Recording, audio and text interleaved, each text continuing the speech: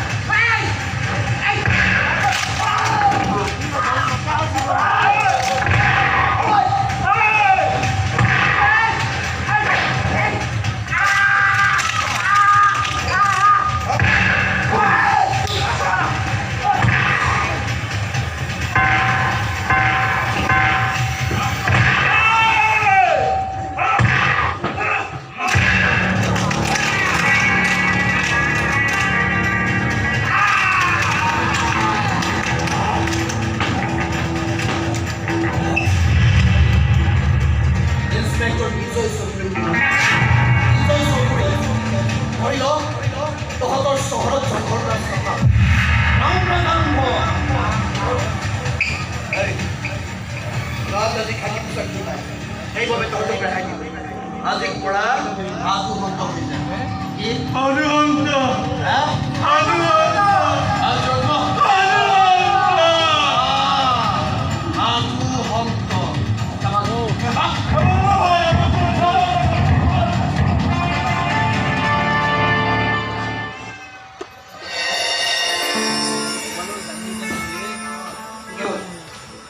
তুমি এনেকৈ ঘৰে ওলাই আহিছা যে ঘৰে অহা নাই নিজৰ ঘৰখনলৈ যাম বুলি ওলাই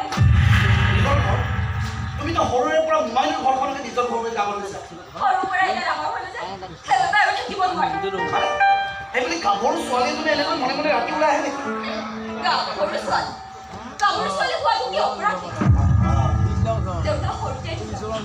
মায়ে আনৰ ঘৰত গাবাৰী খাটি খাটি মোক পঢ়াব পৰা নাছিল মোমাইলৈ ইয়ালৈ লৈ তাৰপিছত মা হৈ দিলা কৰিব ইমানলৈ কি আছে এই গাভৰু হ'লো যে তেতিয়া মাত্ৰ বিয়া পাতিব লাগে সেইটো ডাঙৰ কথা হ'ল নেকি সেইটো ডাঙৰ কথা নহয়